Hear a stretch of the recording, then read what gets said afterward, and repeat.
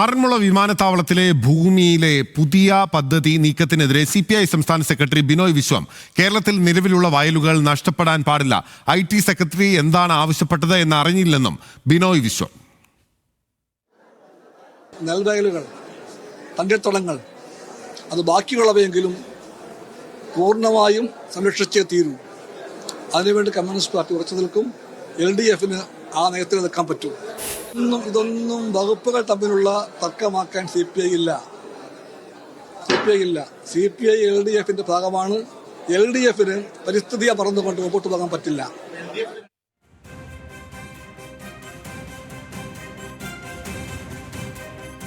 വിവരങ്ങളുമായി നിഖിൽ അളവൂർ നമുക്കൊപ്പം ചേരുകയാണ്. നിഖിൽ, ഇപ്പോൾ CPI സംസ്ഥാന സെക്രട്ടറിയുടെ പ്രതികരണവും വന്നിരിക്കുകയാണ്.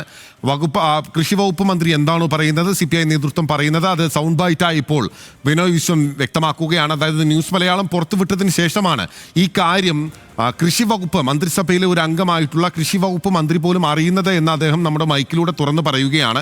ഇപ്പോൾ പ്രധാനപ്പെട്ട ഘടകകക്ഷി നേതാവ് കൂടി പറയുകയാണ് ഇക്കാര്യം അനുവദിക്കില്ല എന്നുള്ളത്. ഒരു ദുരൂഹത അദ്ദേഹം കൂടി ആരോപിക്കുന്ന ഒരു പശ്ചാത്തലമാണ് നിലവിൽ ഉള്ളത്. അപ്പോൾ ഇതിനെല്ലാം വിശദീകരിക്കേണ്ടി വരും IT വകുപ്പിന്, അതായത് മുഖ്യമന്ത്രിക്ക് തന്നെ, അല്ലേ?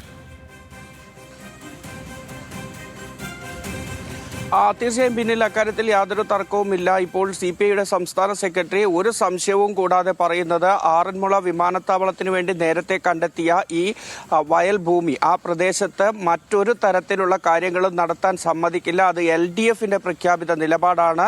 CPI നേരത്തെ തന്നെ എടുത്തിട്ടുള്ള ഏറ്റവും ശക്തമായി ഉറച്ചു നിന്നിട്ടുള്ള നിലപാടാണ്.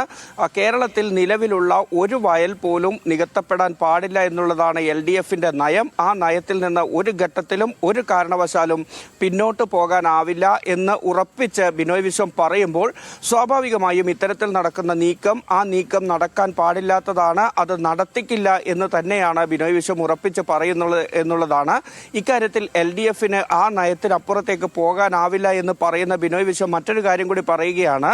ഈ കേരളത്തിലെ LDF സർക്കാർ കൊണ്ടുവന്ന നെൽവയൽ തണ്ണീർത്തട നികത്തൽ നിയമമുണ്ട്.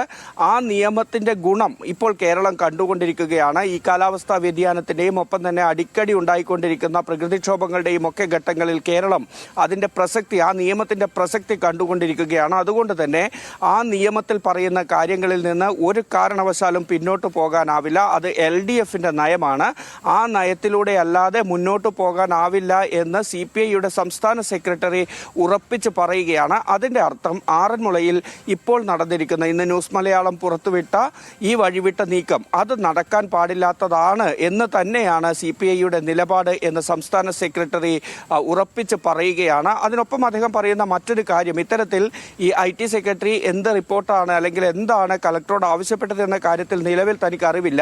അക്കാര്യം പരിശോധിക്കപ്പെടേണ്ടതാണ് എന്നുകൂടി അദ്ദേഹം പറയുന്നുണ്ട്. ഏതായാലും പക്ഷേ ഈ ആറന്മുളയിലെ ഭൂമി ഒരു കാരണവശാലും മറ്റാവശ്യങ്ങൾക്ക് വേണ്ടി വയൽ നികത്തി ഉപയോഗിക്കുന്ന ഒരു സാഹചര്യം ഉണ്ടാകരുത് എന്ന CPIയുടെ പ്രഖ്യാപിത നിലപാടിൽ ഉറച്ചു നിൽക്കുകയാണ്. നമുക്കറിയുന്നത് പോലെ ബിനോയ് വിശ്വം ഈ ഒരു ഭൂമിയുമായി ബന്ധപ്പെട്ട്, ആറന്മുളയിലെ ഭൂമിയുമായി ബന്ധപ്പെട്ട് വലിയ സമരങ്ങൾക്ക് നേതൃത്വം നൽകിയ ആൾ കൂടിയാണ്. മാത്രമല്ല CPI എല്ലാ ഘട്ടത്തിലും എടുത്തിരിക്കുന്ന നിലപാട് ആറന്മുളയിലെ ഈ ഭൂമി അത് വയൽ എന്ന നിലയിൽ നിന്ന് മാറ്റാൻ പാടില്ല എന്നതുകൂടിയാണ്.